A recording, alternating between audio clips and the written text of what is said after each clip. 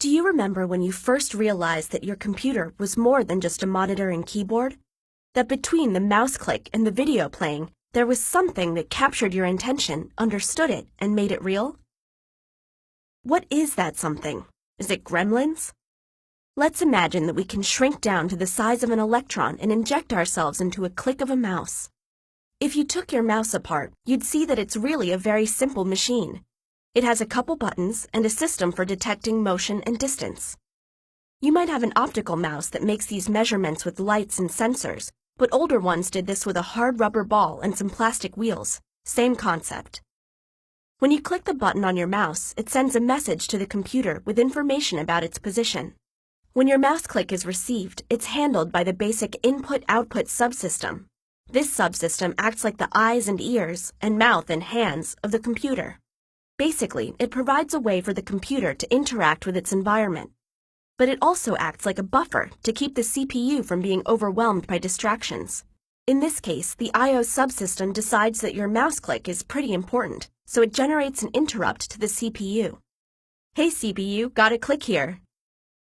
The CPU, or central processing unit, is the brains of the whole computer. Just like your brain doesn't take up your whole body, the CPU doesn't take up the whole computer, but it runs the show all the same. And the CPU's job, its whole job, is fetching instructions from memory and executing them. So while you're typing, maybe really fast, like 60 words a minute, the CPU is fetching and executing billions of instructions a second. Yes, billions, every second.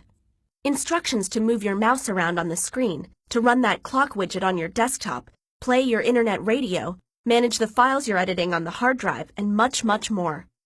Your computer's CPU is one heck of a multitasker.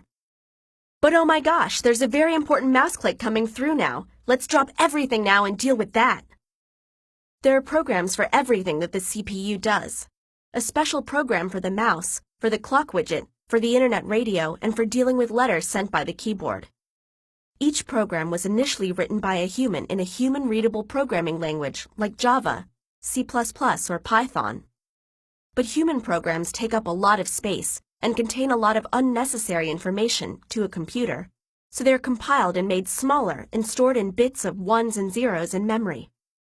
The CPU realizes that it needs instructions for how to deal with this mouse click, so it looks up the address for the mouse program and sends a request to the memory subsystem for instructions stored there. Each instruction in the mouse device driver is duly fetched and executed. And that's not nearly the end of the story. Because the CPU learns that the mouse was clicked when the cursor was over a picture of a button on the monitor screen, and so the CPU asks memory for the monitor program to find out what that button is. And then the CPU has to ask memory for the program for the button, which means that the CPU needs the monitor program again to show the video associated with the button, and so it goes. And let's just say that there are a lot of programs involved before you even see the button on the screen light up when you clicked it. So just the simple task of clicking your mouse means visiting all of the critical components of your computer's architecture.